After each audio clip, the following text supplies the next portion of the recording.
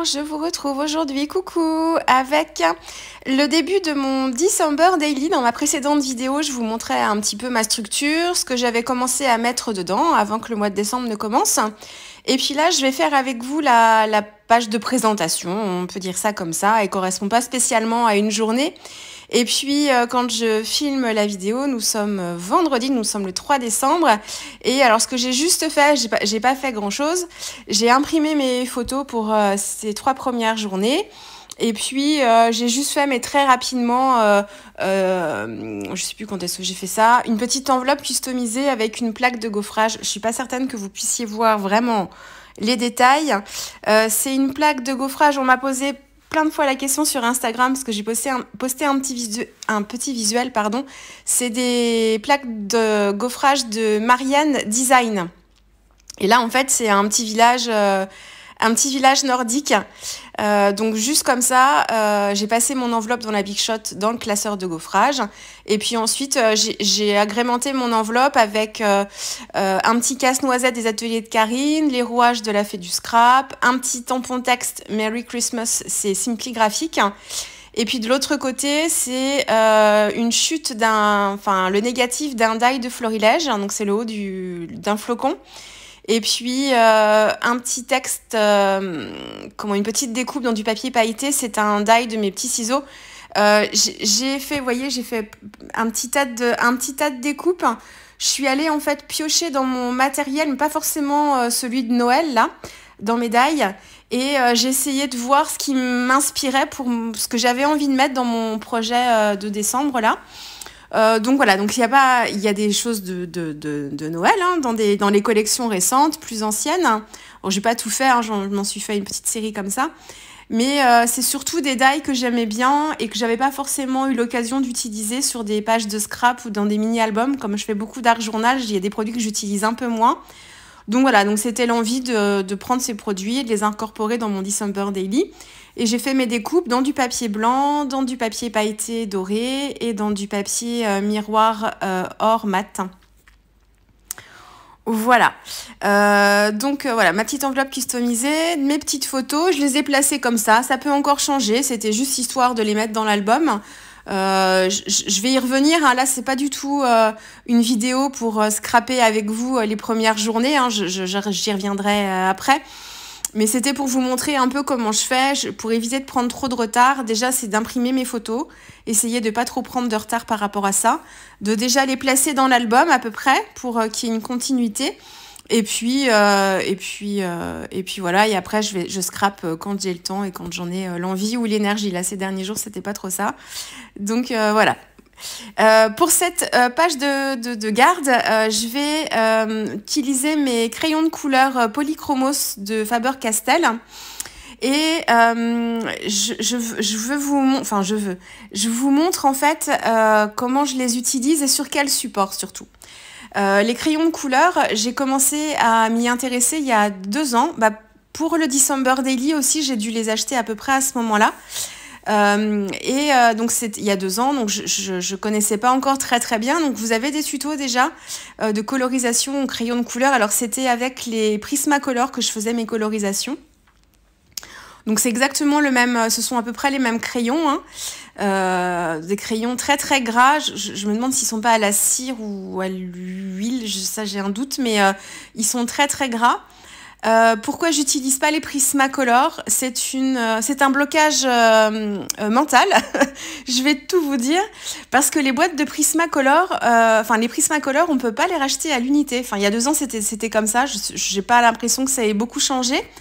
Donc en fait, psychologiquement, j'ai du mal à les utiliser parce que moi, j'aime bien travailler avec des crayons de couleur qui soient bien taillés avec une pointe bien fine. Donc du coup, même si j'ai mon taille crayon d'Erwan qui épargne les crayons, qui ne coupe pas le bois plus que ce qu'il ne faut. Donc voilà, mais malgré tout, ça se consomme relativement vite. Et du coup, psychologiquement, je me dis, mais si je les utilise trop, s'il me manque en fait une couleur, je pourrais pas racheter. Il faudra que je rachète la boîte entière et psychologiquement, ça me pose problème. Si certaines qui font du coloriage pour adultes ont les Prismacolor et ont enfin, je sais pas si vous savez si on peut racheter les crayons à l'unité, mais moi j'ai l'impression que c'est pas possible. Donc du coup, je les utilise parce que je les aime beaucoup, mais je vais les utiliser plutôt dans des couleurs que j'utilise peu. Comme ça, je suis sûre que je les userai pas trop vite. Et puis les couleurs que j'utilise beaucoup, si j'ai envie de faire beaucoup de sessions de coloriage là sur le mois de décembre, j'ai bien aimé reprendre mes crayons de couleur. Donc, du coup, je préfère utiliser mes Faber-Castell. Alors, j'ai pas toute la gamme. J'ai une boîte de 36 couleurs et ensuite, j'ai racheté des couleurs à l'unité pour compléter par rapport aux couleurs que j'aime bien utiliser. Donc voilà. Donc, avec les Faber-Castell, il y a des boîtes. Donc, forcément, si vous achetez une boîte, c'est plus économique parce que voilà, il y a une réduction du prix quand même quand on en prend beaucoup d'un coup. Mais bon, il y a 120 couleurs en tout et les boîtes, elles sont proches des 200 €, peut-être 150. Donc voilà, c'est un budget. Donc j'ai commencé par une boîte de 36 et puis j'ai rajouté après les couleurs au fur et à mesure. Et régulièrement au Géant des Beaux-Arts ou dans d'autres boutiques, là c'est chez Rougier Play que j'ai acheté ma boîte de 36 couleurs et ils faisaient une offre, ils faisaient moins 20 ou moins 25% dessus. Peut-être même moins 30 d'ailleurs, je me rappelle même plus. Donc du coup je les ai eu moins cher aussi. Donc voilà pourquoi j'utilise pas les Prismacolor, mais ils sont très très bien, ils sont de très bonne qualité, ils se font très bien les uns avec les autres, donc c'est très bien, mais les polychromos sont exactement, enfin pas exactement pareils, mais moi j'y vois pas spécialement de grande différence pour ma toute petite pratique, donc ça me convient bien. Alors du coup j'ai parlé et puis la petite Madame Noël est déjà presque finie. Je travaille, je vais vous montrer à la fin de la vidéo la différence de résultats suivant le papier que vous utilisez. Toutes mes colorisations il y a 2 ans, je les faisais sur des papiers avec un petit peu de grain. Donc j'utilisais du papier craft parce que j'aimais bien le contraste sur le craft, donc avec un petit peu de grain. Et je l'utilisais sur le Paint-On, je crois, il me semble, qui est un papier quand même lisse, multitechnique, donc qui fonctionnait quand même bien.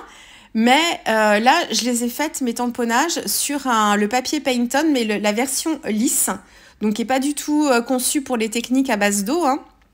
C'est pas son utilité. Mais il a un côté super lisse et je trouve que mes colorisations, quand je les fais dessus, eh bien, les couleurs se fondent encore mieux et quand on voit le motif à la fin, vous verrez les différences. Quand on voit le motif à la fin, on se demande vraiment si c'est une colorisation au crayon de couleur parce qu'on voit pas du tout le papier en dessous et il n'y a pas du tout de marque. On a l'impression que c'est presque colorisé au feutre à alcool tellement les couleurs sont vibrantes et qu'on a une unité aussi sur le motif. Bon, après, il y a aussi la pratique, hein. Voilà, le papier fait pas tout, hein. Voilà, il faut aussi, savoir reconnaître aussi la pratique. Donc, forcément, moi, ça fait 2 ans que je fais ça fait plus de 2 ans que je fais des colorisations, mais c'est vrai que j'ai laissé mes crayons de couleur de côté pendant 2 ans. Par contre, j'ai fait beaucoup, beaucoup de colorisation à l'aquarelle et au crayon aquarellable d'Erwent. Donc, du coup, ma pratique s'est enrichie pendant 2 ans, même si j'ai pas pratiqué les crayons de couleur pendant ces 2 années. Et du coup, quand je les ai repris, eh bien, j'étais bien plus à l'aise déjà à travailler mes ombrages. Et puis, le fait de fondre les couleurs ensemble, je sais pas, ça m'est devenu beaucoup plus facile en fait. Donc voilà, même si on travaille pas forcément un médium pendant plusieurs années, le fait de pratiquer quand même des colorisations ou certaines techniques de colorisation, ça entretient en fait le geste et la pratique. Et du coup, c'est pas comme si on n'avait rien fait pendant 2 ans. Donc ça évolue aussi. Donc voilà, donc il y a le papier, il faut la bonne combinaison, mais il y a aussi beaucoup, beaucoup, beaucoup de pratique. Donc le papier lisse Paint-On, moi je l'aime beaucoup pour mes colorisations au crayon de couleur. Et alors le truc, c'est surtout ne pas appuyer trop fort sur son crayon pour éviter de faire des marques dans le papier. Et ne pas appuyer non plus trop fort pour ne pas saturer le papier dès le départ. En fait, les colorisations crayons de couleur, de ce que je peux me rendre compte par mes différents essais, c'est qu'en fait, si vous appuyez trop fort dès le départ, sans même parler de faire des marques, vous saturez tout de suite le papier en fait avec de la matière, du produit. Et du coup, comme la colorisation crayon de couleur, le fondu, en fait, il est fait parce qu'on ajoute des couches et des couches et des couches et des couches. Et on revient à chaque fois, un peu comme avec les Pro Markers, on revient avec la couleur la plus claire dans le plus foncé pour fondre tout ça. Et c'est en faisant plusieurs couches on arrive à avoir un motif qui s'uniformise, je sais pas si ça se dit, si, au fur et à mesure des couches qu'on met. Donc si vous appuyez trop fort dès le départ, votre papier en fait, il sature déjà dès le départ avec beaucoup de matière et vous pourrez pas revenir dessus parce qu'il aura déjà en fait eu trop de choses et il peut pas. C'est pas comme l'aquarelle avec le papier qui absorbe en fait l'eau et les pigments, mais il se sature en matière et du coup on peut plus revenir dessus pour flouter. Donc ça c'est très important, c'est ayez le geste très léger au début. Et c'est l'ajout de couche qui viendra uniformiser votre motif. Donc pour les couleurs peau, j'ai utilisé, je ne vais pas vous donner le nom de tous mes crayons, mais les couleurs peau, je sais que c'est quelque chose qui n'est pas toujours évident à obtenir. Et est-ce que je les ai tous là à peu près? Oui. J'ai utilisé en couleur claire, c'est le beige red, c'est le 132. Donc ça, c'est la plus claire. Et ensuite, pour augmenter un peu d'un ton, c'est le cinnamon. C'est le 189. Donc, c'est les deux couleurs de base. Donc, je commence par la plus claire d'abord. Et ensuite, je monte comme ça en tonalité pour assombrir au fur et à mesure. Donc, j'ai commencé par le plus clair. Ensuite, j'ai appliqué la deuxième couleur. Et puis, j'ai un petit rose aussi qui est un peu plus foncé. Et c'est le Medium Flèche, c'est le 131 que j'ai utilisé aussi pour ombrer un petit peu. Et ce que j'ai fait avant d'utiliser la couleur la plus claire, c'est que j'ai fait les pommettes avec cette couleur rose foncé, là le 131. J'ai d'abord positionné mes pommettes et ensuite j'y ai pu retoucher après. Et c'est avec mes crayons ensuite couleur peau que je suis venue travailler par-dessus pour bien fondre et qu'on ait une couleur qui s'étire un petit peu comme si on avait mis du blush sur les joues de la petite Mère Noël. Donc voilà, et pour assombrir un tout petit peu à des endroits stratégiques, j'ai utilisé un marron clair, c'est le Raw Umber, c'est le 180, que j'ai utilisé à la base des cheveux, un peu le long du visage, très légèrement sans trop appuyer pour pas marquer. Et ensuite, je suis revenue avec ma couleur la plus claire, enfin la couleur intermédiaire et la couleur la plus claire pour flouter tout ça. Et c'est en faisant des couches et des couches et des couches qu'on arrive à avoir un motif plus uniforme. Donc ça, c'est pour les couleurs peau. Donc j'ai fait pareil pour le Père Noël. Et puis pour l'habit, je suis partie sur plusieurs couleurs de rouge. Alors, vous n'avez pas besoin d'avoir 4-5 couleurs de rouge en dégradé pour faire des jolis estompages. Hein. Il vous en faut 2, c'est bien, 3, c'est mieux. Et vous jouez comme ça sur les teintes. Donc là, moi, j'en ai 4, mais c'est pas forcément nécessaire d'en avoir 4. J'ai le Pale Geranium Lake. J'ai le Scarlet Red. J'ai le Deep Scarlet Red. Donc, il y a le Scarlet Red et le Deep Scarlet Red. Pardon. J'ai pas du tout toussé pendant 2 jours et il suffit que je pose ma voix pour que je me mette à tousser. C'est dingue. Et en couleur foncée, c'est le Middle Cadmium Red. Voilà. Donc, je travaille comme ça mes ombrages. Donc, c'est exactement ce que je fais avec mes aquarelles. C'est les mêmes endroits. Donc, j'essaye de faire là où il y a des ombres, donc sous les bras, dans les parties aussi sur les côtés qui sont plus fines. Et puis, je reviens comme ça au fur et à mesure.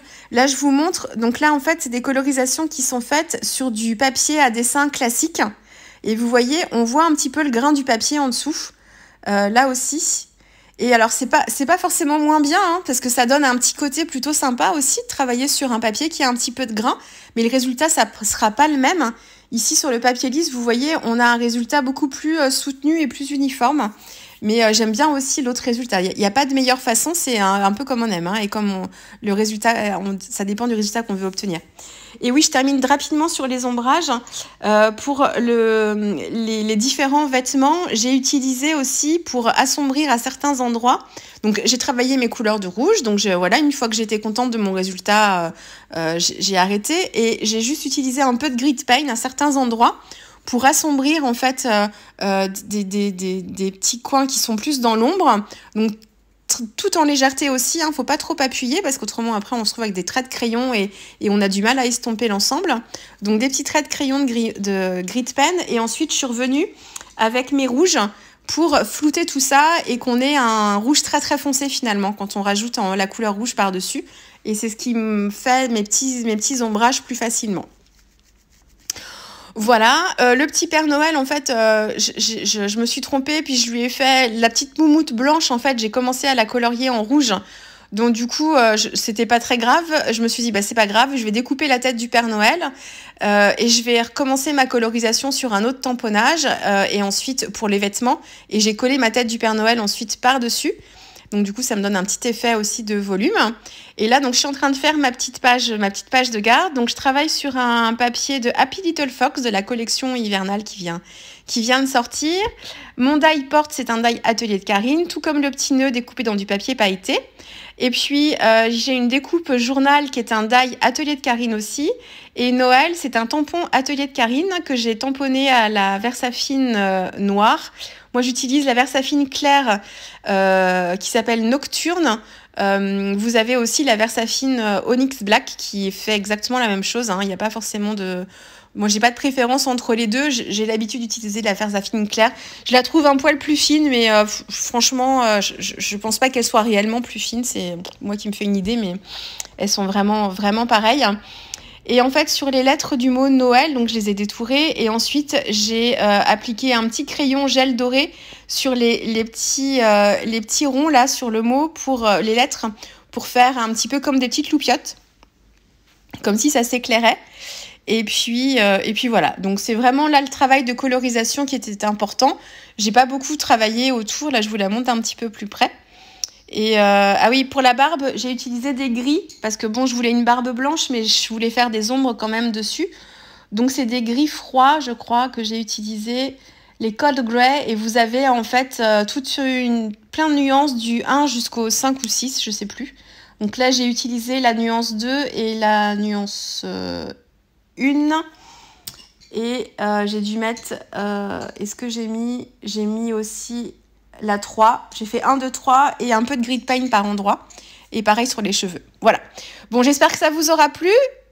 Cette petite session de colorisation en crayon de couleur. Ça faisait longtemps que je les avais pas utilisés. Ce que je disais sur Instagram, en fait, je me suis trompée dans mes impressions de tampons digitaux. Et en fait, j'ai utilisé l'encre qui bave. Donc, je pouvais pas les coloriser au crayon aquarellable ou avec mes aquarelles. Donc, plutôt que de gâcher mes impressions, j'ai ressorti mes crayons de couleur pour les mettre en couleur. C'est pour ça que vous avez la petite jeune fille avec sa robe et puis celle avec l'impair. Donc voilà, mais je suis très contente. Je pense que je vais les ressortir tout le mois de décembre. Là, ils vont être sortis sur ma table et je vais faire d'autres colorisations comme ça. Je vous dis à très vite avec une prochaine vidéo December Daily sur tout le mois. Je pense que ça va être que ça. À très vite.